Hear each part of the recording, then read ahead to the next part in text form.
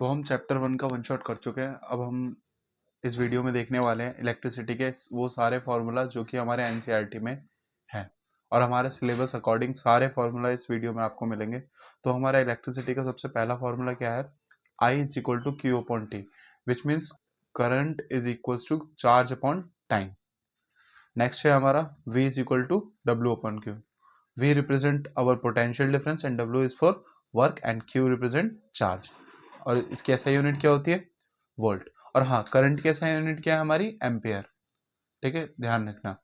तो ऐसा यूनिट हमारे लिए बहुत इंपॉर्टेंट है। जब भी तुम न्यूमेरिकल सॉल्व करोगे तो न्यूमेरिकल के सॉल्यूशन में तुम्हें ऐसा यूनिट रिप्रेजेंट करना बहुत जरूरी है, वरना इसके नंबर कट सकते हैं। नेक्स्ट है हमारा ओम्स लॉ। इस पूरे चैप्टर का सबसे इंपॉर्टेंट टॉपिक यही है हमारा, ओम्स लॉ। तो ओम्स लॉ क्या कहता है कि potential difference is directly proportional to current.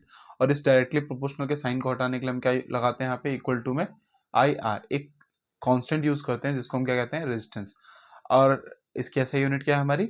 Resistance की ऐसा यूनिट है हमारी ओम। ठीक है, और वी तो हमारा पोटेंशियल डिफरेंस है, और पोटेंशियल डिफरेंस की ऐसा यूनिट क्या आती है हमारी? वोल्ट। नेक्स्ट आता है हमारा न्यूमेरिकल। इस टॉपिक से आ सकते हैं resistance in series in and in parallel. तो इसमें न्यूमेरिकल बन सकते हैं हमारे, तो इसकी क्वेश्चन प्रैक्टिस जरूर करके जाना। ओम्स लॉ इस पूरे चैप्टर में तुम्हारा जो मोस्ट इंपॉर्टेंट टॉपिक है ओम्स लॉ, रेजिस्टर और एक heating effect of electric circuit में है। अब हम बात करते हैं resistor in series and in parallel. तो रेजिस्टर इन सीरीज का क्वेश्चन तब आएगा जब तुम देखते हो कि हम अपने अप्लायंस को सीरीज में कनेक्ट करते हैं। ठीक है, तो सर्किट में टोटल रेजिस्टेंस कैलकुलेट करने के लिए हमें क्या फॉर्मूला अप्लाई करना होगा? Resistor in series. अगर अगर वही हमारा अप्लायंस जो है वो पैरेलली कनेक्ट है, तो हम कौन सा फॉर्मूला अप्लाई करेंगे टोटल रेजिस्टेंस कैलकुलेट करने के लिए? Resistor in parallel. 1 upon R P is equal to 1 by R one plus 1 by R two and 1 plus 1 by R three.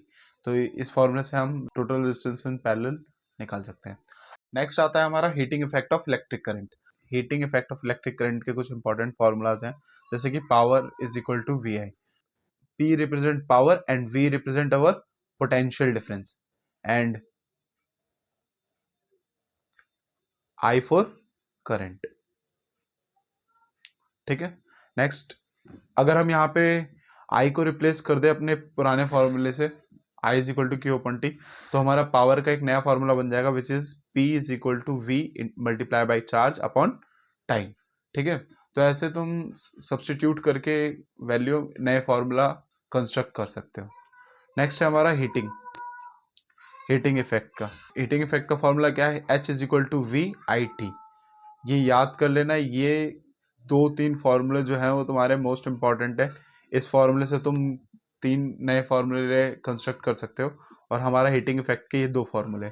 ठीक है, इस चैप्टर में मैंने तुम्हें पहले दो ओम्स लॉ और resistor in series and in parallel बोला है पढ़ने के लिए, और ये हीटिंग इफेक्ट के न्यूमेरिकल तुम्हें दिख जाएंगे जरूर।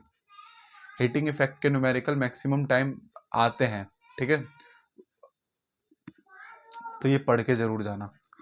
ठीक, अब नेक्स्ट हमारा P is equal to I square R. अभी आई स्क्वायर आर आया कहाँ से? ये कहीं से नहीं आया है, हमारा पुराने फॉर्मूला था P is equal to V I. इसमें हमने क्या किया? V को रिप्लेस करके V की जगह हमने क्या कर दिया है? पुट आई आर पुट कर दिया है। तो हमारा नया फॉर्मूला बन गया P is equal to V I are.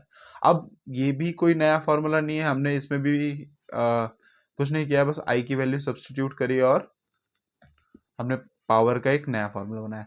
तो पावर का तुम एक ये फॉर्मूला पढ़ लो, और हीट का ये, बस इस चैप्टर में heating effect of electric circuit से ये 2 फॉर्मूला। तो आज के लिए बस इतना ही, मिलते हैं नेक्स्ट वीडियो में। तो बाकी सारे वन शॉट तुम्हें यूट्यूब चैनल की प्लेलिस्ट पे मिल जाएंगे, जाके देखो अगर नहीं देखा अभी तक। सो अब धीरे धीरे सारी वीडियो चैनल पे आ जाएंगी। अगर कोई भी डाउट होता है तो कमेंट में बताओ।